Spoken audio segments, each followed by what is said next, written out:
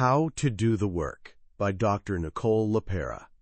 Imagine this, a cozy log cabin nestled in the peaceful woods of upstate New York. It's supposed to be a retreat, a sanctuary from the world. But inside, a woman in her early 30s, a psychologist, who's supposed to have all the answers, finds herself crying into her morning oatmeal, like her heart might break. This wasn't just a rough morning, this was rock bottom. On paper, her life looked perfect. She had a partner who loved her, her own therapy practice, everything she'd worked so hard to build.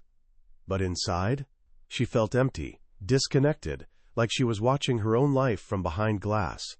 Her body was betraying her too, with brain fog that wouldn't lift, stomach problems that doctors couldn't explain, and fainting spells that came out of nowhere.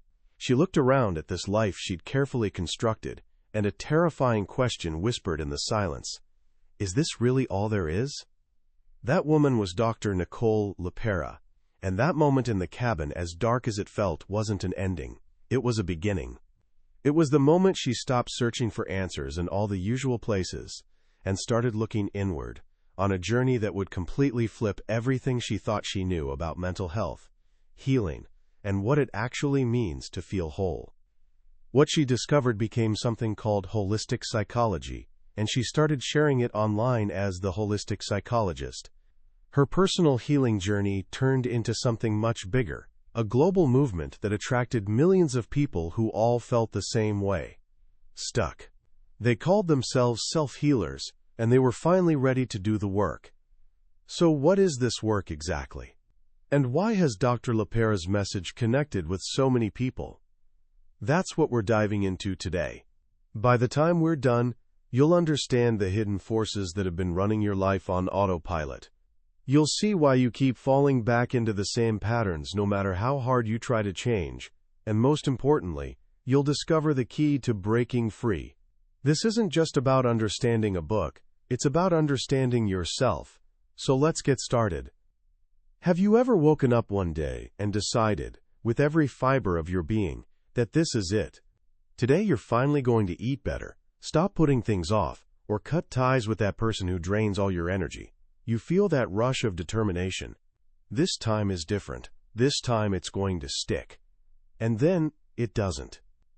A few hours later, maybe a few days if you're lucky, you're right back where you started, reaching for the junk food, scrolling mindlessly on your phone, texting that person you promised you'd ignore. And that little voice in your head starts up again. What's wrong with me? Why can't I just change? This feeling of being completely stuck is one of the most universal human experiences. Dr. Nicole LePera saw it in every single person who walked through her office door. It didn't matter if they were wildly successful or struggling to get by. They all shared this same frustrating reality. They couldn't seem to create lasting change in their lives. They could often see their patterns clearly. They knew exactly what they needed to do differently, but they just couldn't do it. It was like some invisible force kept pulling them back to familiar territory. And here's the thing, there actually is an invisible force at work. Dr. LePera explains that for about 95% of our day, we're not actually in control. We're running on autopilot. Think about your morning routine. You take a shower, brush your teeth, make your coffee, maybe drive to work or school. Have you ever arrived somewhere and thought, wait, how did I even get here? You weren't consciously thinking about every turn, every stoplight. Some other part of you was handling it. That part is your subconscious mind, and it's running a program that was written a very long time ago. This program has one main goal, keeping you safe. And to your subconscious, safe means familiar.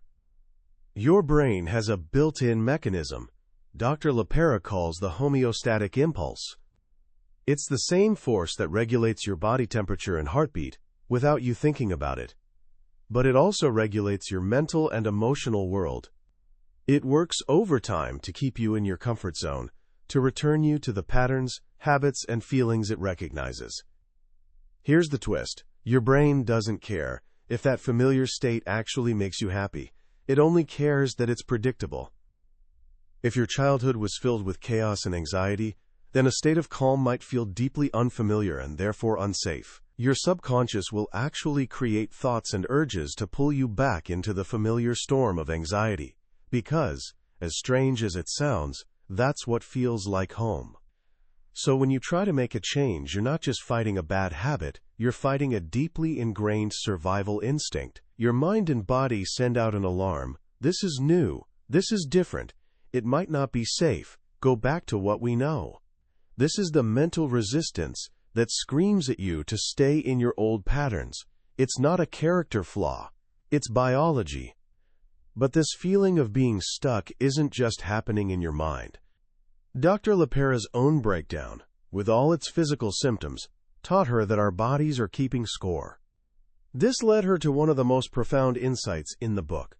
We need to completely expand our understanding of trauma. When most of us hear trauma, we picture catastrophic events, what experts call big T trauma. These are absolutely life-altering experiences. The book introduces something called the Adverse Childhood Experiences Test, which measures these kinds of major traumas like abuse or neglect. But Dr. LePera realized this definition was way too narrow. What about everyone else? The people who had normal childhoods, with loving parents and food on the table, but still feel deeply unwell, disconnected, or stuck. This is where she introduces a revolutionary understanding of trauma. Trauma, she says, isn't just what happened to you, it's what happened inside you as a result. She defines it as any experience that occurs in a state of helplessness, an experience that overwhelms your ability to cope. And for a child who depends completely on their caregivers, these moments can happen all the time in very subtle ways. This little t trauma is often spiritual and emotional. It's the trauma of not being seen, not being heard, or not being allowed to be your authentic self. It's having a parent who, maybe out of their own unresolved pain, dismisses your feelings by saying you're being too sensitive.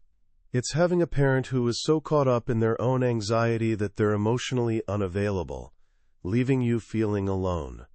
It's having a parent who subtly molds you to fit their unfulfilled dreams, teaching you that your worth depends on your achievements. In these moments, a child learns a devastating lesson. To be loved and to survive, I have to betray myself. I have to hide the parts of me that aren't acceptable. This creates a fundamental disconnect from our true, intuitive self. We learn to stop trusting our own feelings, our own reality.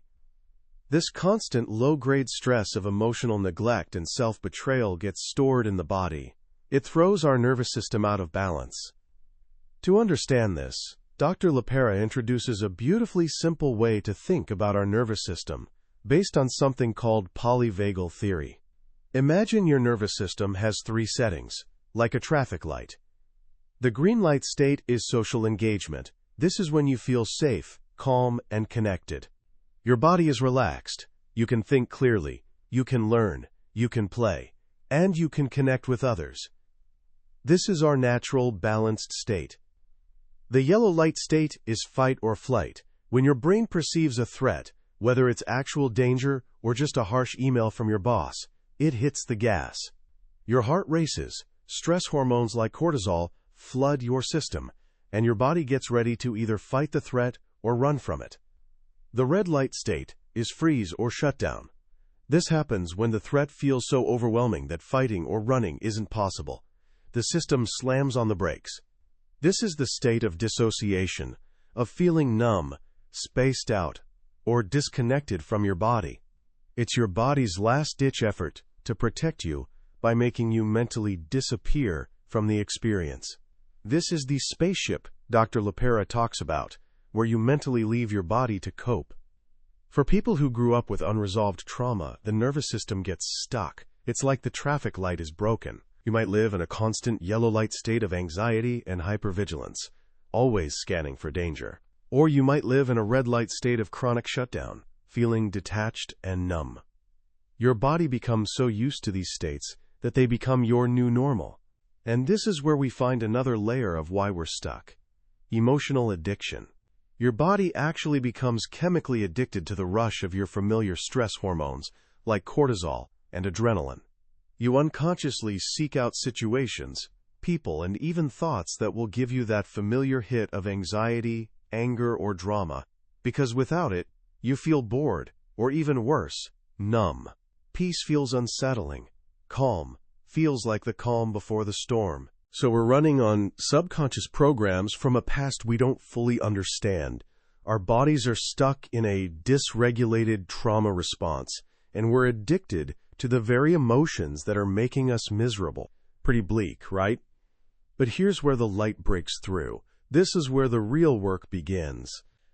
The foundation of Dr. LePera's entire philosophy is this: you are not broken. You're simply running on old programming, and you have the power to rewrite it. The first step is waking up from the autopilot, becoming conscious. This isn't some abstract, mystical concept. It's a practice. It starts with learning to observe yourself without judgment, to simply notice your thoughts, your feelings, and your physical sensations as they happen. Dr. LePera emphasizes that you are not your thoughts. You are the thinker of your thoughts. There's a space between you and the endless chatter of your mind. When you find that space, you reclaim your power. This practice of conscious awareness is the gateway to meeting two very important characters who have been running the show from behind the scenes: your inner child and your ego.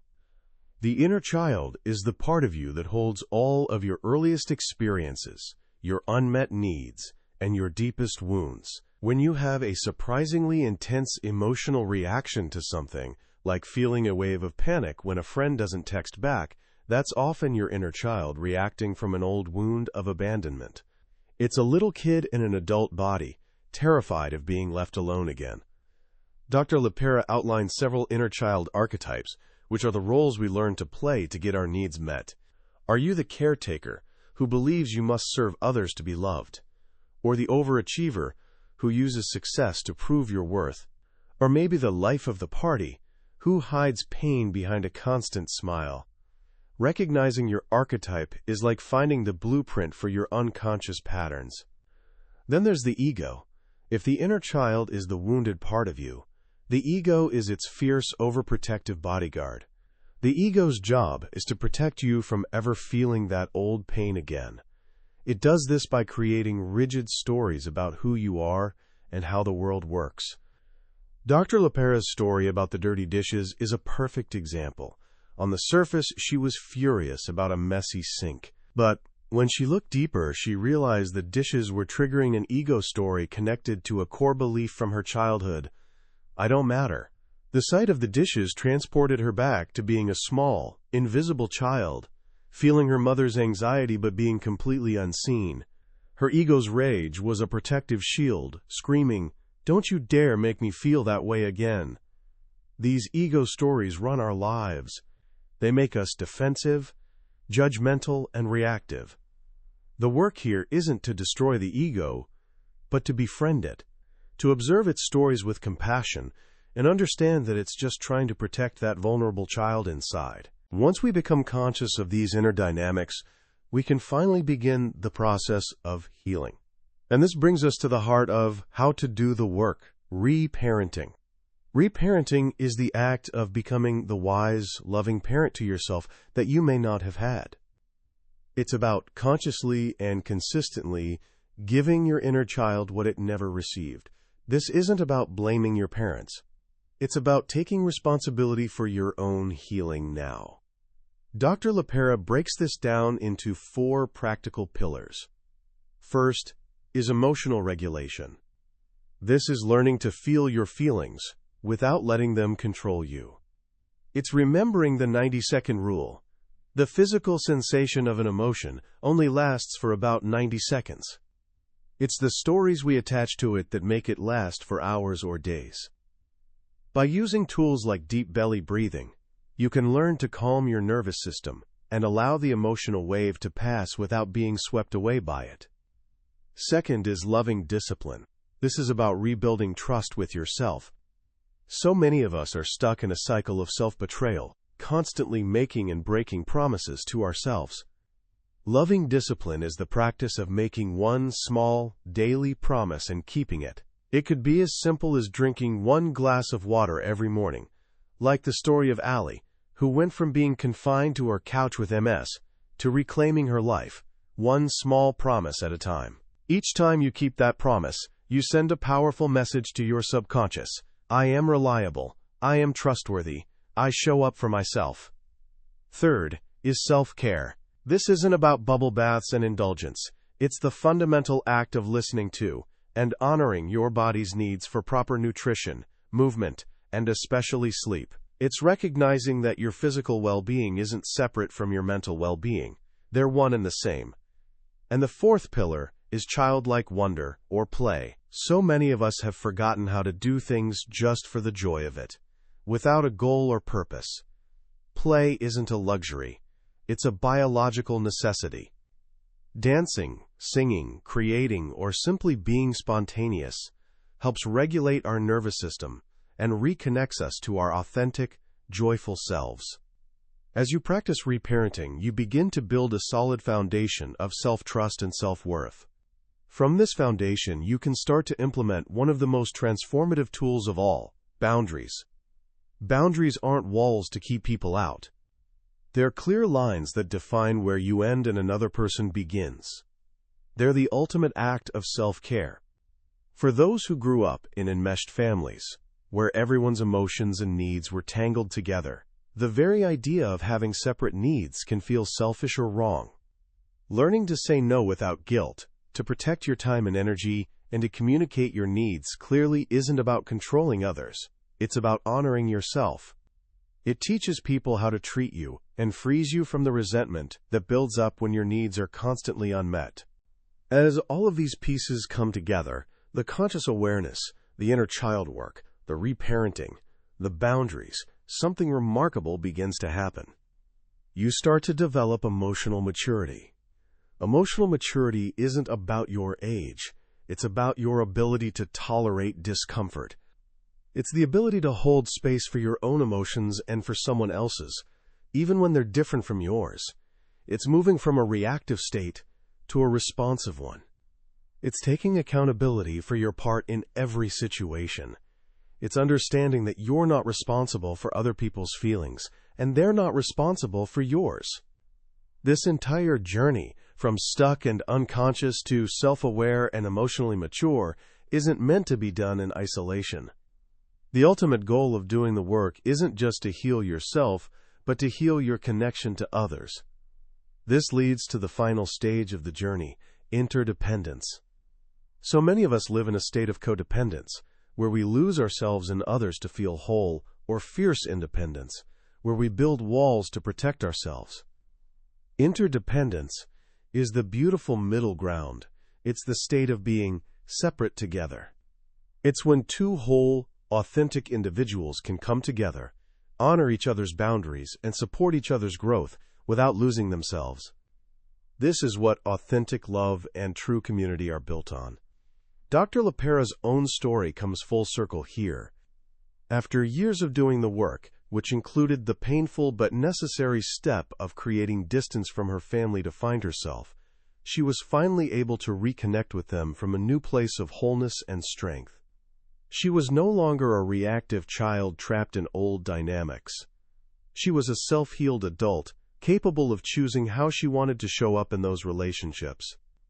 And that, in the end, is the most powerful message of this book.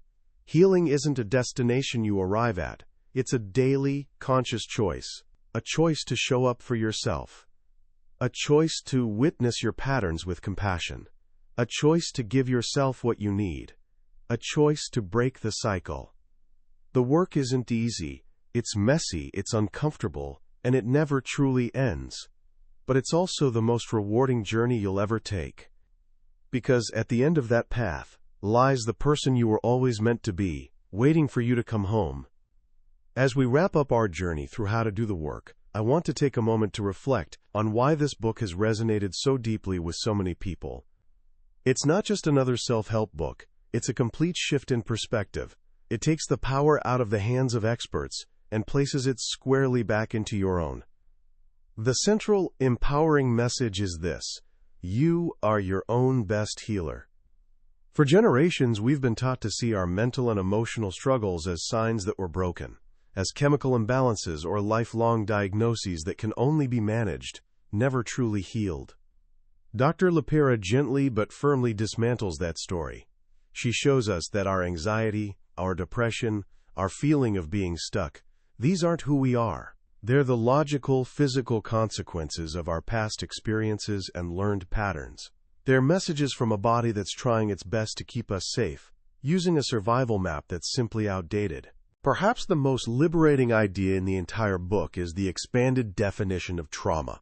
By acknowledging that trauma includes the subtle, ongoing wounds of emotional neglect, of not being seen or heard, Dr. LePera gives a voice to a silent suffering that millions have felt but could never name. It validates the pain of those who thought, "I have no right to feel this way.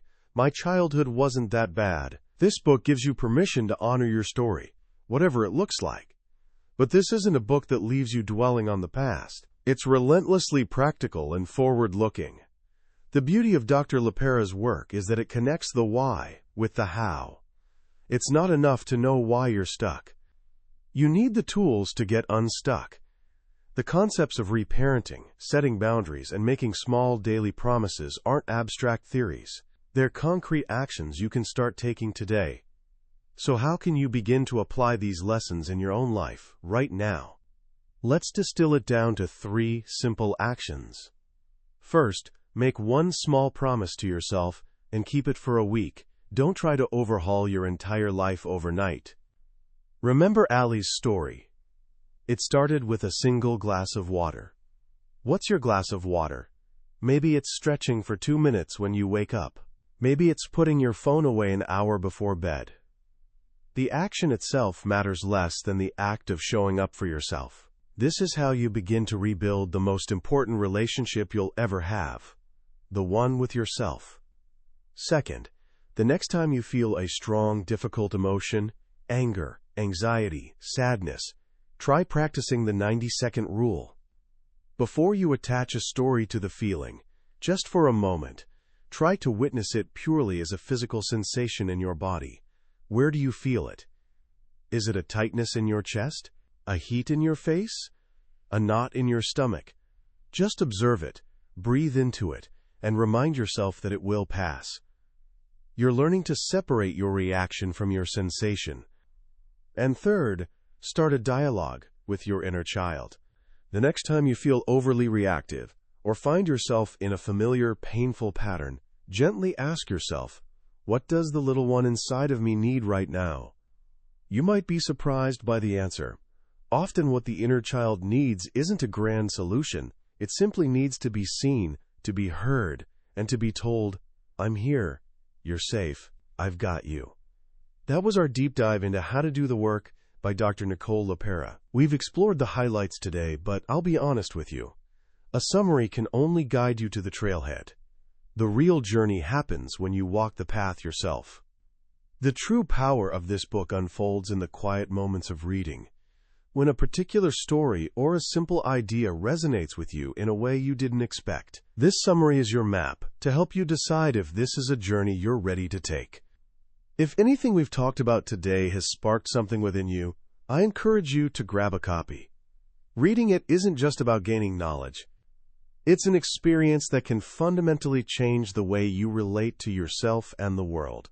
You'll find a link to the book in the description below. Also, if you found this summary valuable, please show some support by hitting that like button and subscribing to the channel. That way, you won't miss our next exploration into another life-changing book from the Billionaire's Bookshelf. Let's continue this journey of growth together.